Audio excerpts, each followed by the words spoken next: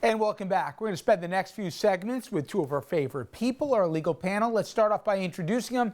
Mayo Bartlett, an attorney at the law offices of Mayo Bartlett PLLC and a former chief of the Bias Crimes Unit at the Westchester County DA's office. Jimmy Kousouros also here, a criminal defense attorney who's vice president of the New York City Criminal Bar Association. Now, in a few minutes, we'll take a look at issues with policing, that obviously in the wake of the Derek Chauvin verdict and also several high-profile shootings. But let's begin with a huge development that came out today at the Department of Justice in the probe of Rudy Giuliani. Federal agents escalated their ongoing investigation into Rudy Giuliani, searching his home and office here in Manhattan and seizing his phone, electronic devices, and other items as they examine his efforts to dig up dirt in Ukraine on former President Trump's political rivals, activity that surfaced in the first Trump impeachment inquiry. Rudy Giuliani has made no secret of his desire to get Ukraine to open investigations into the Bidens, as well as a conspiracy theory of Ukrainian interference in the 2016 election. There was no immediate comment from Giuliani or his attorney, and the FBI and federal prosecutors also declined to comment. Giuliani has served as former President Trump's personal lawyer, leading the efforts to overturn the results of last year's election. That's not the only fraud that went on in Pennsylvania. Nearly 20 years ago, Giuliani gained national popularity for his response as mayor of New York to the 9/11 terror attacks. But in recent years, he's been embroiled in multiple political scandals and at least one federal criminal investigation. Giuliani's business activities have been under scrutiny for the past 2 years.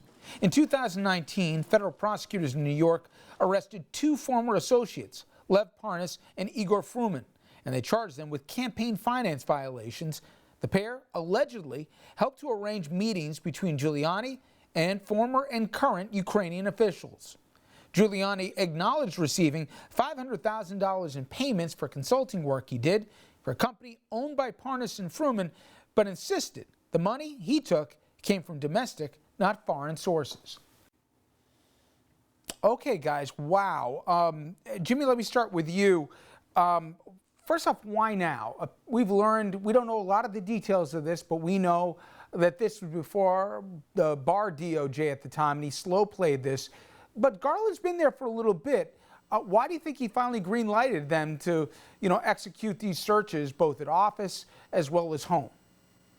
Well, first of all, you need to know that in order to get a search warrant, you have to demonstrate probable cause to believe that what you're looking for, evidence of criminality or relevant to a criminal probe, is present at the location you want to search.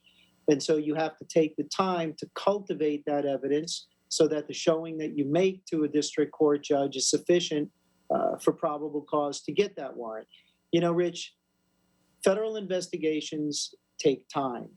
They're sometimes a lot of time. And they're very careful to make sure they get all their ducks in a row. There's talk of Mr. Giuliani being willing to answer questions as long as they weren't privileged.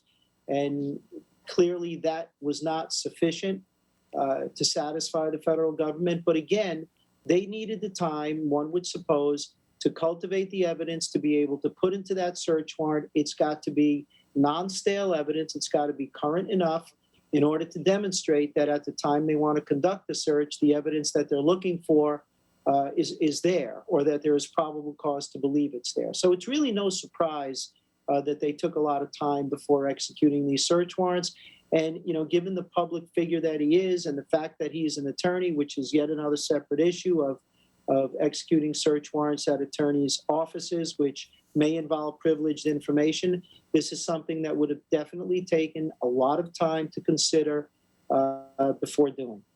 Mayo, do you think Rudy knew today was coming? And I asked him because it wasn't just him, it was an associate also of his whose office was raided. You would think he wouldn't have any damning information on his person, as they say, in terms of his electronic devices or anything else. Or do you think he was shocked today when all of a sudden people rapped pretty hard on the doors of apartment and house and said, hand it over? I think that it probably was a combination. It's difficult for me to see how he would not have been prepared for this to come down the pike. I think that he believed that there would be some cover when President Trump was the president. And unfortunately, there's the potential that politics did play a role in the speed at which things move forward. But afterwards, he had to be aware, especially having been the U.S. Attorney for Southern District of New York, he had to be aware that this day was coming. Nevertheless, it still has to be a shock for someone, even when they're expecting it, in particular for someone who has come from the heights that Rudy Giuliani came from as a famed prosecutor, probably best regarded as the U.S. Attorney for the Southern District, where he just had a tremendous reputation of integrity, and to now be in a situation where you have this coming. And I think also that he was very much aware that if he had taken steps to try to delete evidence or try to destroy evidence, that there may well still be metadata left, and forensic experts would be able to find that, and then he'd be looking at issues for the destruction of that evidence and the spoliation of evidence.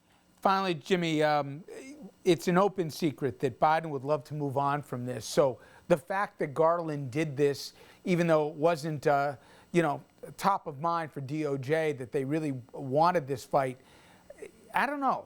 Does it tell you that Rudy's in a lot of trouble potentially? It may very well. And quite frankly, it also shows to a great extent the independence with which Mr. Garland is going to conduct himself. He is going to follow the law, pursue what he needs to pursue, irrespective of what anybody in power would like to see happen or not happen. All right, guys, stay with me. When we come back, we're going to have much more with the guys here, including discussing the issues with policing that are in the news right now in the wake of the Chauvin verdict. Then we'll also get into employment law. This affects every single one of you at home. How COVID could make things dicey both for employers and also employees.